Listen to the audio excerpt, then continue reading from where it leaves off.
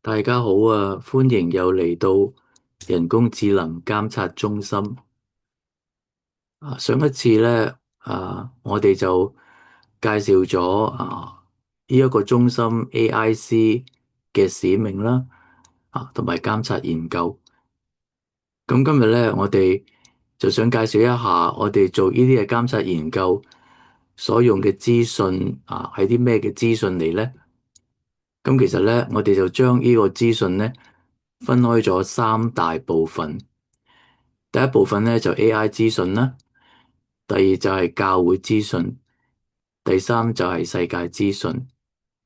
咁AI 資訊咧其實都係講緊 AI 發展嘅一啲嘅內容又例如好似 AI 議題咁樣樣啦。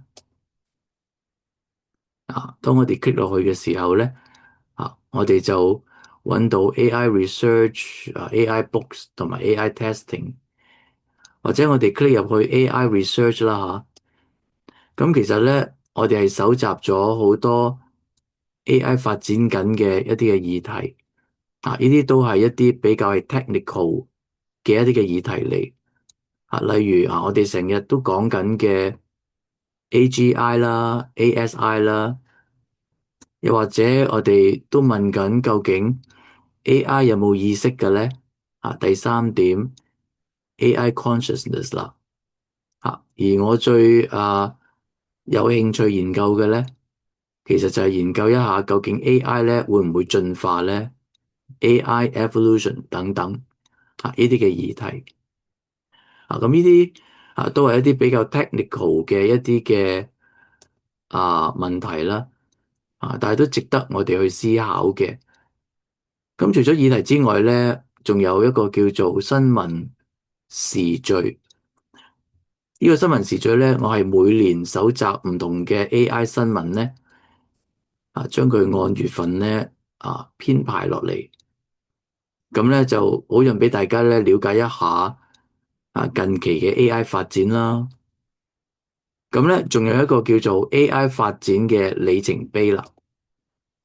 呢個係一個乜嘢嘅內容咧？其實我就係由將 AI 嘅由開始一路去到現代而家所有 AI 嘅突破咧，都將佢記錄低落嚟。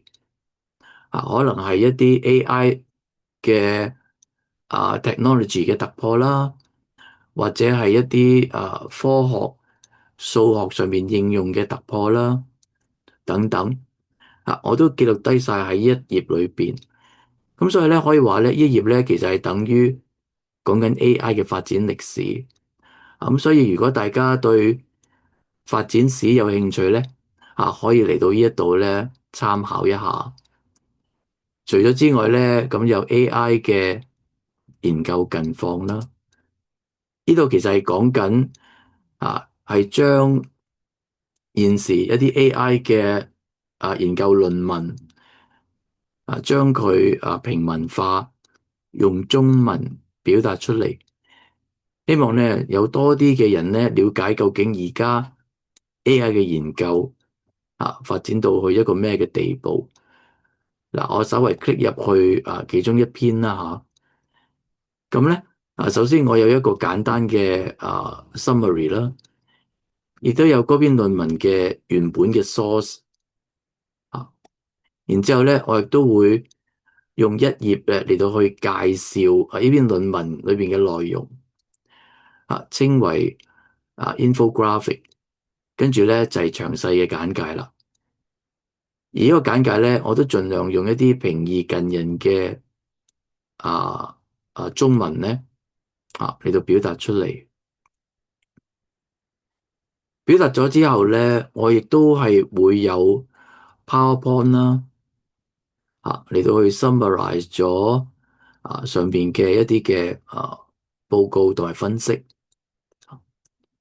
PowerPoint 之後咧我一樣啦都會有一個 YouTube，而呢個 YouTube 咧暫時咧係用英文表達啦，亦都希望不久嘅將來咧亦都有廣東話同埋國語。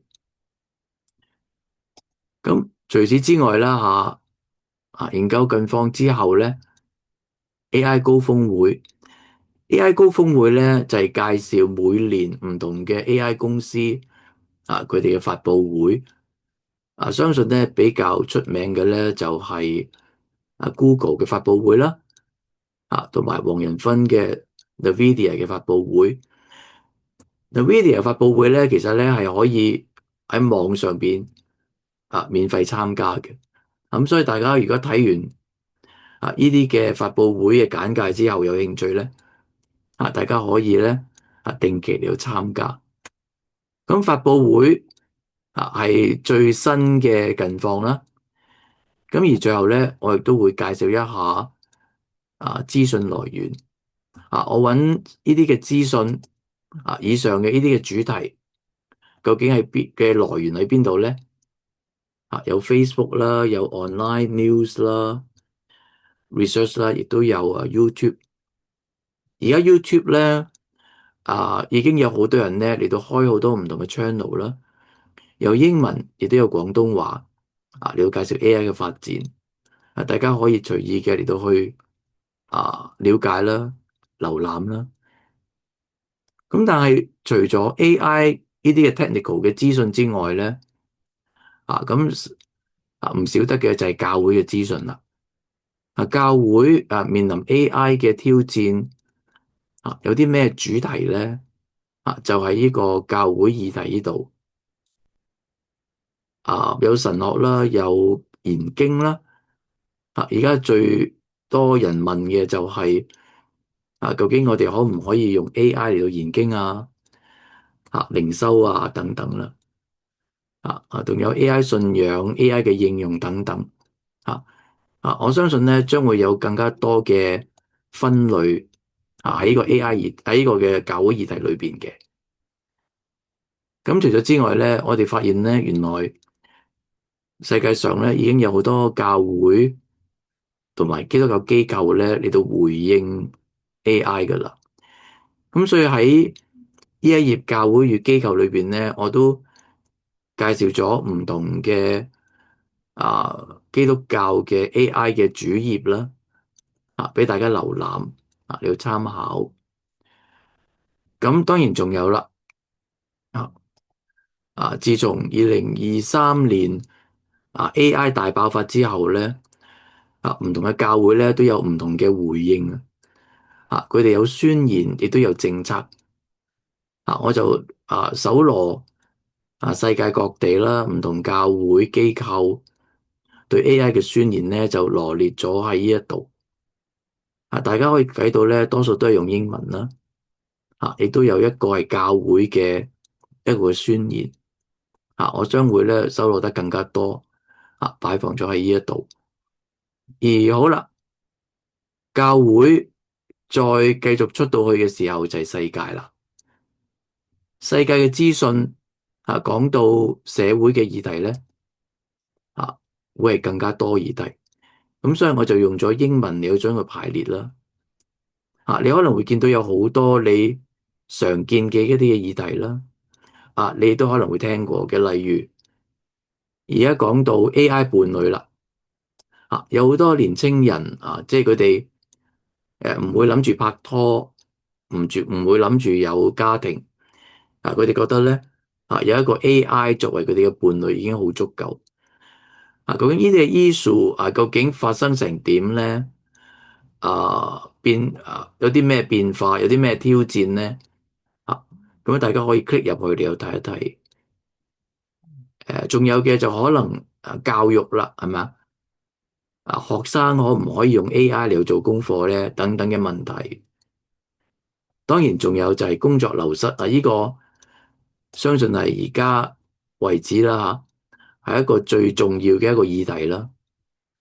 即係 AI 會唔會令到我冇咗份工咧？咁呢啲種種議題咧都會喺度嚟到去編排。跟住我亦都會羅列咗世界各地嘅政策無論係加拿大美國歐盟啦、G7 等等啦，嚟到俾大家嚟到參考嘅。咁所以如果大家嘅教會或者機構咧係想開始去寫自己嘅AI 嘅政策嘅時候咧，不妨可以睇一睇教會資訊嘅宣言政策呢部分，同埋世界資訊嘅各地政策嘅呢部分嚟到攞靈感都可以。而最後咧，世界資訊咧亦都有一個叫做 AI 機構。原來咧過去咧亦都有好多唔同嘅 AI 嘅學者啦、專家啦，佢哋睇到 AI 對人類嘅挑戰，就紛紛出嚟咧嚟到去成立好多唔同嘅機構。佢哋嘅目的咧係想研究一下人類點樣可以同 AI 咧和平共處。咁咧 so far 咧呢啲嘅機構咧多數都係外國機構啦、英文嘅機構啦。我哋都鼓勵大家咧可以入去呢啲嘅機構睇下佢哋嘅目標佢哋嘅使命嚟到攞一啲嘅靈感都可以。好啦，我今日咧就介紹三種唔同嘅資訊咧嚟到呢一度。咁我下一次咧最後一個嘅 video 咧就介紹一啲嘅學習嘅website 同埋其他嘅內容。好，我今日咧就分享到呢一度多謝大家收睇，我哋下一次再見。